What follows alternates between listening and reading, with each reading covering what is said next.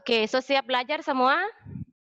Oke. Sebelum itu, mau memperkenalkan diri dulu.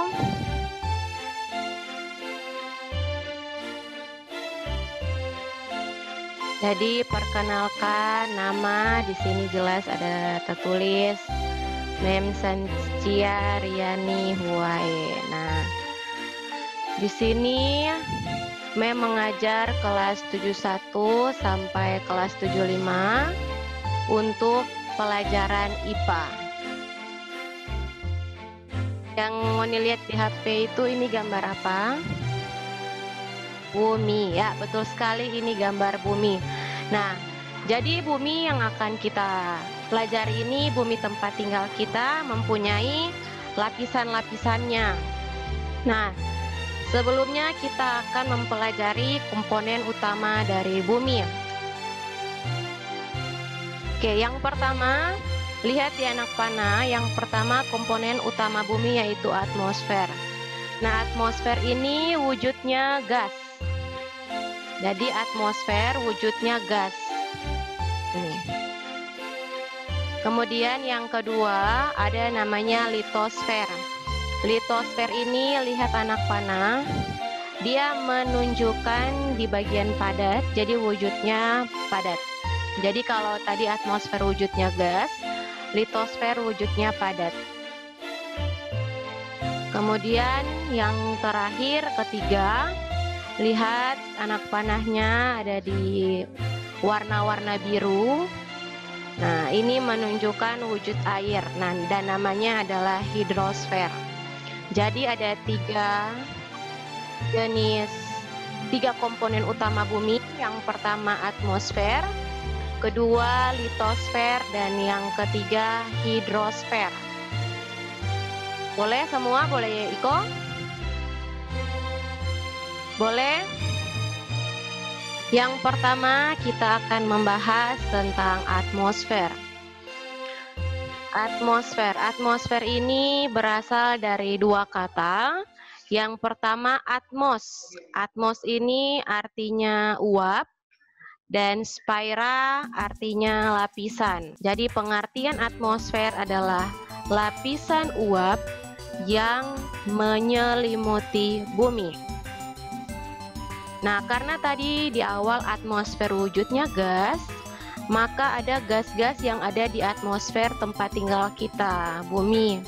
Nah, ini adalah gambar komposisi gas pada atmosfer. Lihat di sini yang paling banyak gas apa? Gas apa? Nitrogen. Nah, jadi yang paling banyak di bumi itu di atmosfer adalah gas nitrogen sebanyak 78,08%. Yang kedua gas oksigen 20,95%, dan ini adalah zat-zat lainnya. Jadi ada gas argon, ada xenon, neon, hidrogen, helium, kripton, ada karbon dioksida. Nah, jadi gas yang paling banyak di atmosfer adalah gas nitrogen. Yang kedua oksigen. Oke. Nah, jadi atmosfer bumi itu juga memiliki lapisan-lapisannya. Nah, ini adalah lapisan atmosfer bumi. Lapisan atmosfer bumi ini yang paling bawah itu namanya adalah troposfer. Troposfer ini yang dekat dengan bumi. Kemudian lapisan berikutnya ada namanya stratosfer, ada mesosfer, ada termosfer, dan yang paling atas itu ada eksosfer. Jadi ini adalah lapisan atmosfer bumi. Ada 5. Yang pertama troposfer. Troposfer ini merupakan lapisan paling bawah dari atmosfer dan tempat berlangsungnya sistem bumi seperti hujan, angin, salju, awan, dan pelangi. Jadi biasanya hujan itu nanti proses terbentuknya hujan ada di lapisan troposfer. hujan, angin, salju, awan yang torang lihat itu ada di lapisan troposfer. Kemudian jarak troposfer ke bumi yaitu 0 sampai 10 km dpl. Ada yang tahu apa itu dpl? Nah, dpl ini adalah dari permukaan laut. Jadi torang pe bumi ini dengan lapisan posfer itu jaraknya 0 sampai 10 km dpl. Yang kedua, stratosfer. Nah, stratosfer ini merupakan tempat aktivitas penerbangan pesawat dan terdiri dari gas ozon. Jadi troposfer, yang kedua adalah stratosfer. Jadi pesawat-pesawat itu sering terbang di lapisan stratosfer. Jadi siapa yang pernah naik pesawat, pastinya dia pernah melewati lapisan stratosfer. Nah, di lapisan stratosfer ini juga ada gas ozon. Gas ozon kan beberapa minggu lalu sudah diajari oleh Mem Olive Kang tentang gas ozon. Nah, jarak dari stratosfer ke bumi itu sejauh 10 sampai 50 km dpl. Jadi kalau troposfer ke bumi 0 sampai 10, kalau stratosfer 10 sampai 50 km dari permukaan laut. Nah, yang ketiga mesosfer. Mesosfer ini merupakan tempat meteor dan benda-benda langit habis terbakar.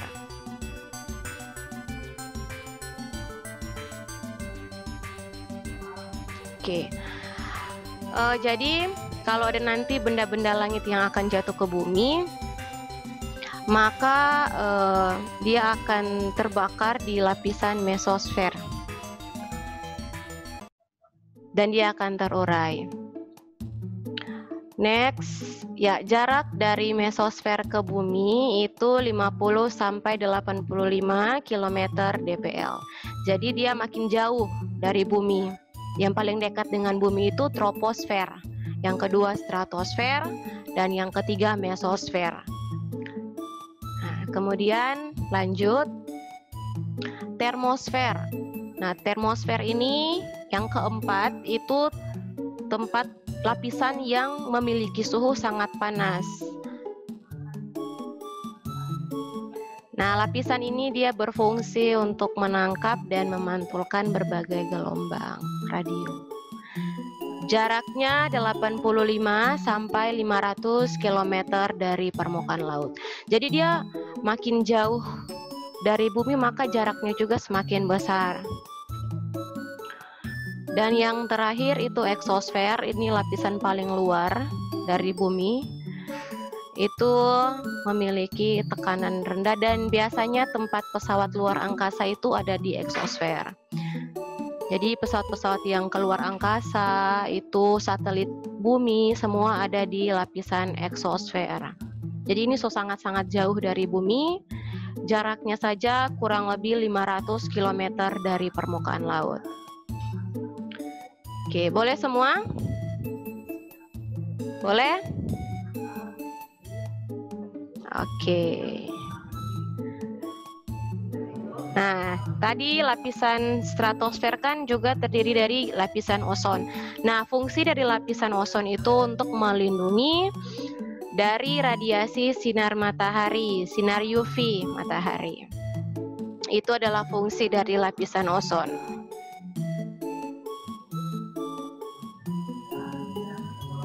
Oke. Nah, sekarang kita akan membahas tentang tekanan udara. Tadi kan Mem ada jelaskan kalau di lapisan eksosfer itu dia memiliki tekanan yang rendah. Nah, ini adalah penjelasan tentang tekanan udara. Ada yang H Dan ada juga yang L. H ini menunjukkan high pressure, itu tekanan tinggi, dan L ini low pressure, itu menunjukkan tekanan rendah. Nah, lihat DP gambar. Nah, karena tadi kan memang saya jelaskan bahwa atmosfer ini wujudnya gas dan ada banyak gas di atmosfer. Nah, gas-gas tersebut memiliki massa. Dan torang mesti ingat bahwa torang tinggal di bumi itu memiliki gaya gravitasi bumi. Nah, karena itu gas-gas, ada gas nitrogen, oksigen di atmosfer dan dia memiliki massa, maka gas tersebut akan tertarik ke bawah. Kan gaya gravitasi, gaya tarik bumi, gaya tarik ke bawah, Kang. Jadi gas-gas yang ada di atas dia akan tertarik ke bawah. Makanya kalau dia di dataran rendah, tempat-tempat yang rendah, dia memiliki oksigen yang banyak, gas yang banyak. Sedangkan kalau di dataran tinggi, tekanan udaranya itu dia rendah. Nah, ini DP inti. Tekanan udara di dataran tinggi kecil atau rendah, dan tekanan udara di dataran rendah dia tinggi atau besar. Jadi dia tabu balik. Jadi ingat Jo, kalau tekanan udara di dataran tinggi pasti dia rendah atau kecil. Tinggi, rendah. Kalau dia ada di dataran rendah, maka DP tekanan udara tinggi. Oke, next. Ya, jadi tadi orang sudah membahas tentang atmosfer. Sekarang yang kedua kita akan membahas komponen yang kedua, yaitu litosfer.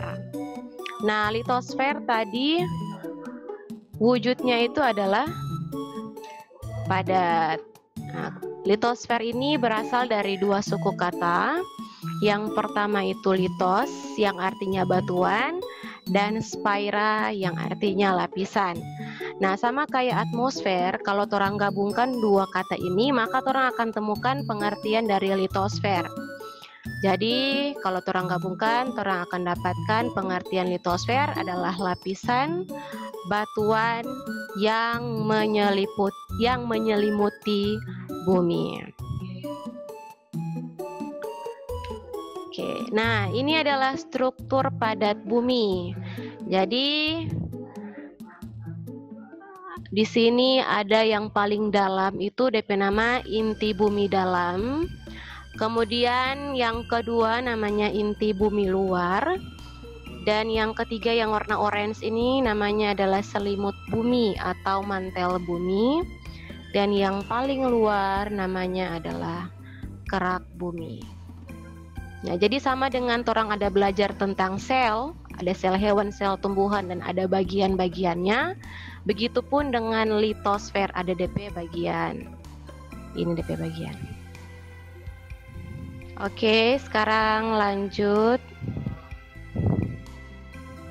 Ya, kita akan belajar tentang teori tektonik lempeng.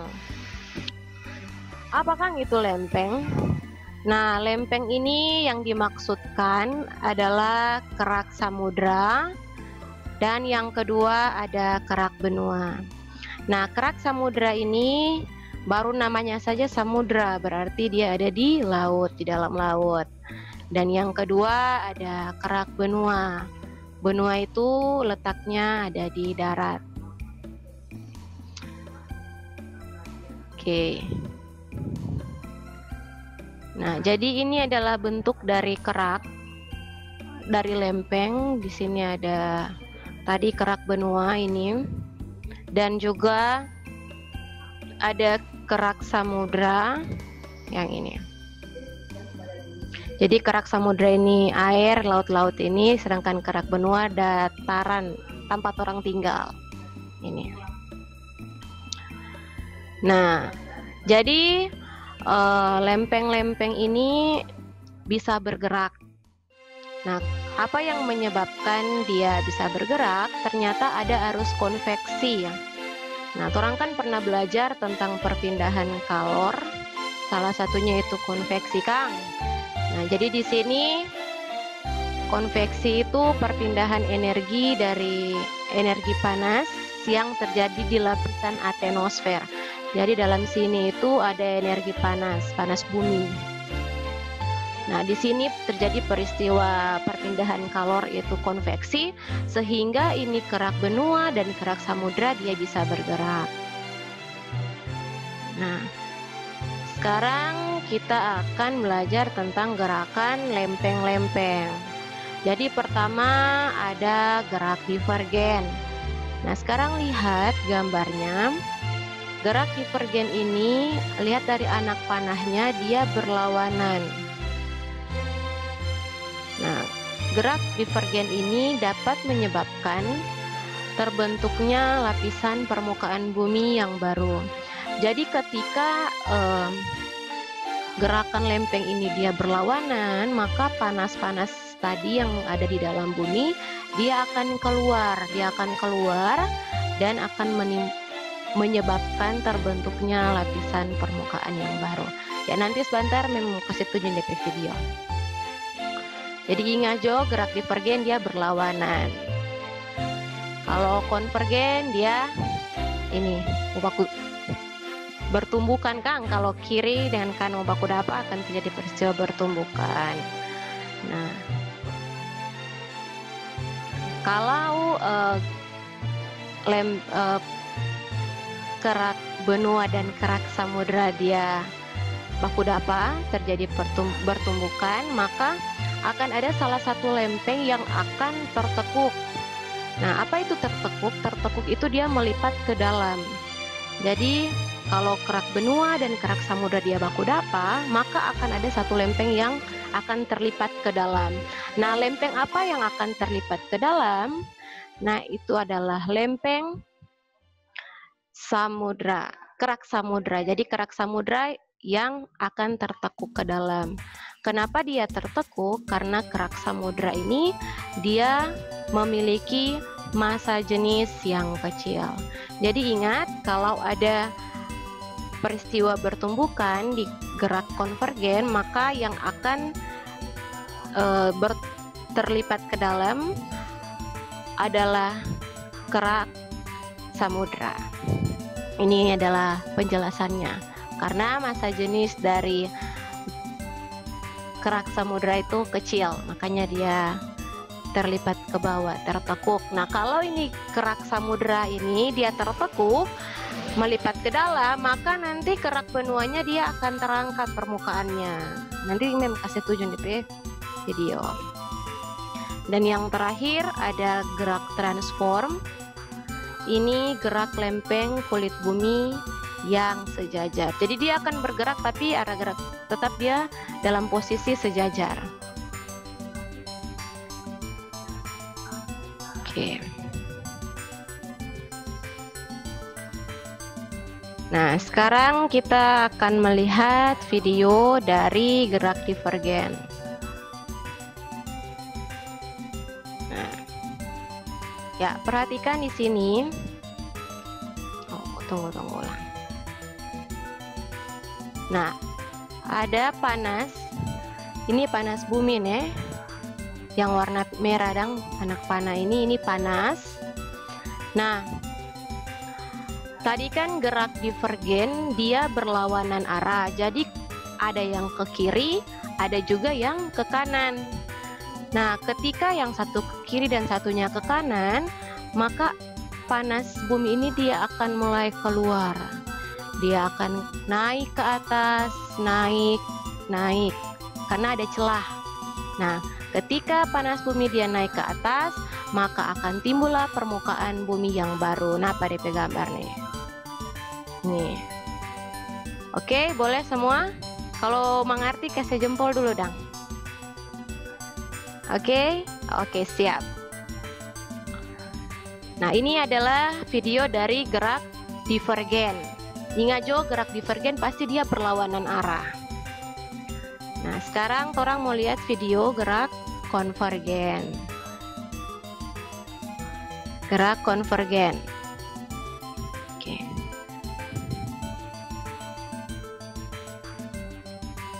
Nah, yang ini adalah kerak samudra karena kan dia lautan, Kang. Laut kerak samudra. Sedangkan ini kerak benua. Pokoknya ingat tuh yang air-air pasti dia kerak samudra. Ya. Nah, tadi kan orang belajar bahwa gerak konvergen pasti dia akan baku dapa, atau dia kiri dengan kanan akan baku dapa. Nah, kalau baku dapa berarti apa yang terjadi? Nah, dia akan tali ke bawah nih, tertekuk. Nah, kerak apa yang tertekuk adalah kerak samudra. Nah, lihat anak panahnya. Jadi kerak samudra pas baku dapa, kita turun dia ke bawah nih. Tertekuk dia ke bawah, tertekuk. Nah, ketika dia tertekuk ke bawah, maka nanti di sini jadi macet. Macet, dan nantinya nih, lihat. Karena dia macet, dia akan tatimbun, lihat di anak panahnya. Oke, dia akan tertimbun. Jadi makin banyak dia. Makin banyak tertimbun. Nah, akhirnya kerak benua dia terangkat ke atas. Dia terangkat ke atas karena tertimbun kan dia. Nih, terlipat. Jadi terlipat. Nah, kita naik ke atas. Nah, lihat warna pink di sini. Nah, warna pink ini menunjukkan sudah terkunci. Jadi ini sudah terkunci antara gerak samudra dan gerak benua.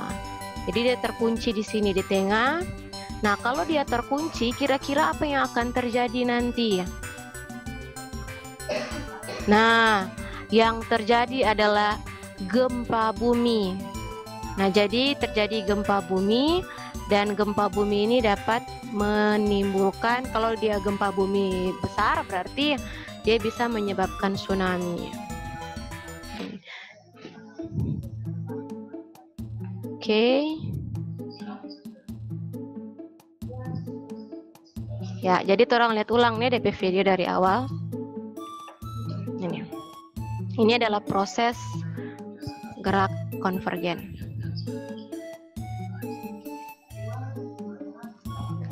Kerak samudra dia turun ke bawah. Nah, sehingga daerah yang ini dia terkunci. Dia terkunci. Nah, ketika dia terkunci, maka nanti akan macet, akan tertimbun di sini di tengah. Ini tertimbun. Nah, ketika dia tertimbun dan dia tadi macet, maka akan terjadi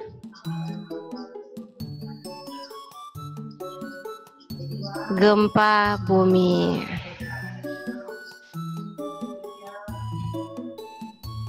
Lihat, ya.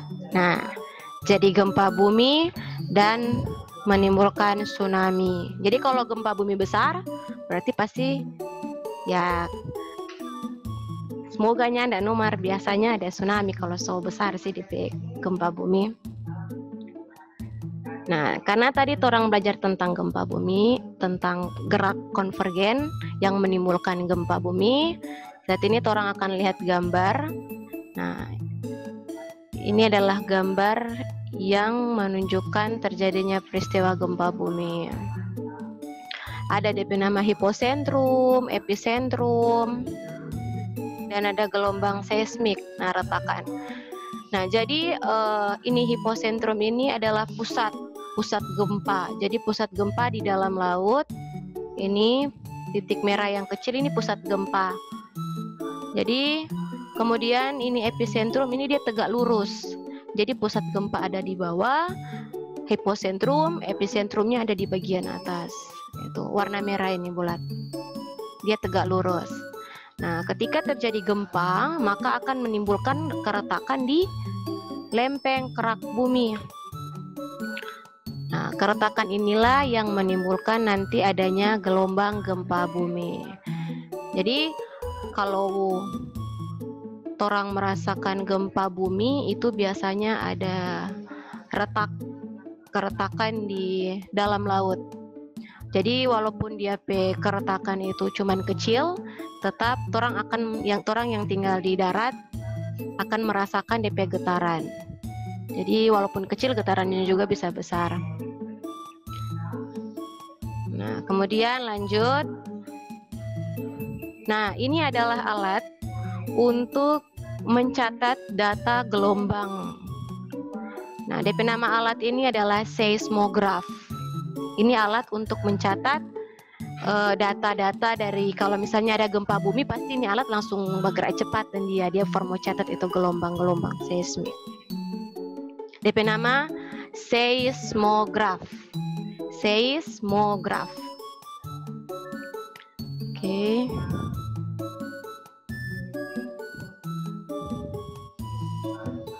Oke, kemudian orang lanjut. Nah, ini adalah tabel untuk menunjukkan kekuatan-kekuatan gempa bumi. Nah, tuh lalu kan orang pernah mengalami gempa bumi dengan kekuatan kalau tidak salah ini stokang antara kedua ini 5,0 dengan 6,0. Nah, jadi kalau 5,0 sampai 5,9 itu dia sedang. Dan efek apa yang ditimbulkan? Ya silakan dilihat. Dia bisa membuat bangunan dia jadi rusak, kaca-kaca pecah. Makanya di Manado waktu itu kan sampai itu rumah sakit Siloam kan dia jatuh kang DP bangunan kang ambruk DP atap-atap dang. Nah, kalau 9 besar sekali itu DP gempa bumi. Nah, ini adalah peristiwa tsunami. Jadi tsunami ini dia dari bahasa Jepang nih.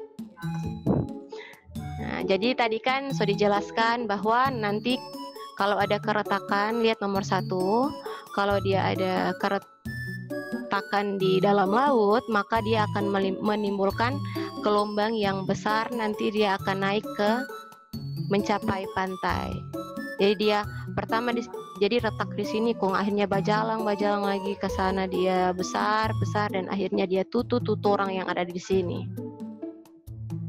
Ini adalah proses terjadinya gelombang tsunami. Jadi gelombang tsunami karena ada retak di dalam laut. Oke, boleh semua? Coba kasih jempol dulu, boleh? Oke, siap. Jadi kalaupun ngoninya mengerti, tetap tenang, Mem akan kasih DP materi dalam grup. Nah, ini adalah data dari gempa bumi dan tsunami yang terbesar di Indonesia. Nah, jadi yang paling besar di Indonesia itu di Aceh, tanggal 26 Desember 2004. Bayangkan, dia kekuatan 9,1. Berarti besar sekali, dan akhirnya banyak yang menjadi korban. Dia jadi jumlah korban 227.898, hampir 250.000, Kang. Jadi banyak sekali yang meninggal. Nah, sekarang apa yang orang harus lakukan kalau ada gempa bumi? Nah, ini ada, jadi Mem Soda menyediakan beberapa langkah-langkah yang harus dilakukan sebelum terjadi gempa, kemudian saat terjadi gempa, dan sesudah terjadi gempa. Nah, karena ini nih,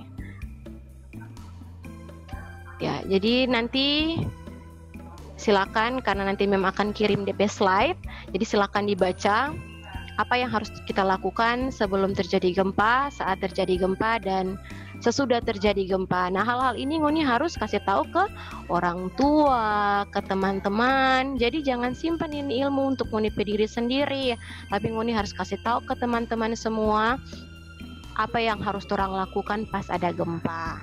Oke? Nah, sekarang orang langsung masuk ke gunung berapi. Kalau tadi orang belajar tentang gempa bumi, sekarang orang masuk ke materi gunung berapi. Nah, ini adalah struktur dari gunung berapi ya. Nah, gunung berapi yang orang lihat itu hanya luarnya saja. Nah, ini Mem telah menyediakan gambar bagian dalam dari gunung api. Nah, gunung api yang aktif, ada kan gunung aktif yang di Sulawesi Utara. Nah, gunung api aktif Gunung Soputan. Ya, jadi ini di bawah gunung api itu ada panas bumi. Ini lihat yang bawa api-api, ini panas bumi. Nah, nanti kalau dia akan meletus, maka nanti panas bumi ini dia akan naik ke atas. Dia akan naik ke atas dan dia akan keluar. Oke, nah kalau dia naik ke atas dan terjadi letusan gunung api, maka dia akan menimbulkan ini lihat asap-asap. Asap-asap ini itu asap ada debu vulkanik. Jadi kalau orang misalnya Gunung Soputan nanti misalnya dia akan meletus, maka orang nanti akan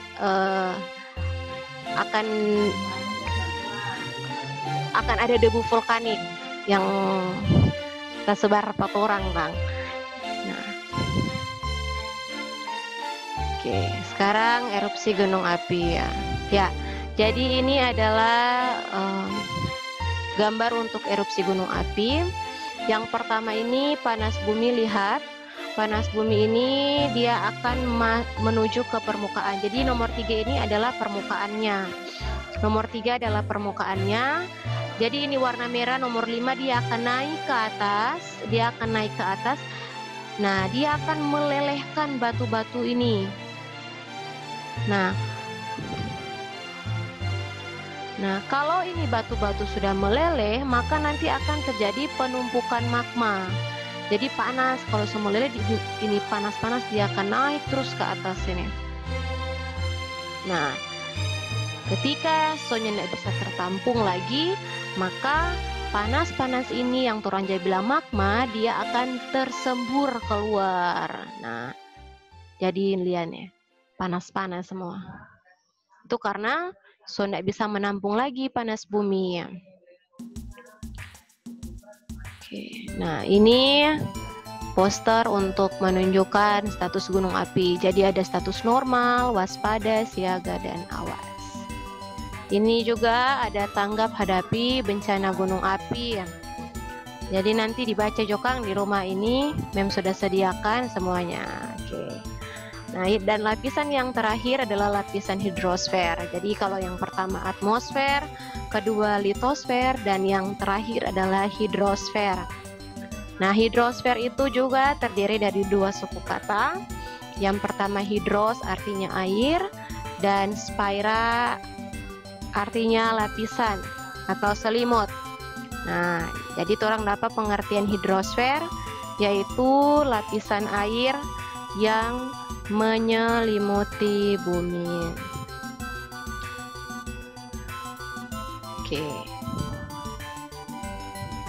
Nah, ini adalah siklus hidrologi. Ini kurang pas ini. Jadi ini adalah proses terbentuknya hujan. Proses terbentuknya hujan. Jadi ini air-air yang ada di laut, dia akan menguap. Nah, jadi matahari kan kasih sinarnya air-air di laut, Kang. Nanti dia akan menguap. Nah, ketika dia menguap, dia akan naik ke atas, kemudian nanti dia akan terkumpul di udara. Nah, bentuknya awan. Jadi awan-awan yang orang lihat itu adalah sekumpulan uap-uap air. Nah, kalau penuh atau banyak ini uap air ini yang ada di awan, maka nanti dia akan menimbulkan hujan. Nah, dia akan tertiup ke daratan dan dia akan menimbulkan hujan ini. Jadi ketika dia hujan, air itu dia akan masuk ke tanah, dia akan menuju ke laut juga, dan kemudian dia akan menguap, dia jadi awan, kemudian jadi hujan. Jadi beginilah proses terjadi hujan. Dia akan terulang-ulang sampai terjadi hujan. Oke, semua boleh? Mantap? Oke? Oke, jangan oke-oke kok nggak mengerti nih. Mesti mengerti. Nah, kalau hujan terus-menerus terjadi, maka akan menimbulkan banjir. Nah, lihat ini banjir nih. Belum lama ini, awal tahun 2020 ada banjir besar kan di Jakarta. Lihat, banjir. Ada rumah yang tenggelam, ada orang yang terbawa arus. Oke. Nah, sekarang apa yang harus dilakukan kalau semua banjir dan saat banjir? Ini adalah hal-hal yang harus dilakukan. Ada prabencana, saat bencana, dan pasca bencana. Nanti dibaca di rumah. Kong kasih tahu papa, pak mama, pak orang-orang semua di rumah, teman-teman, apa-apa yang harus dilakukan. Oke, ya dengan demikian materi tentang lapisan bumi telah selesai. Oke.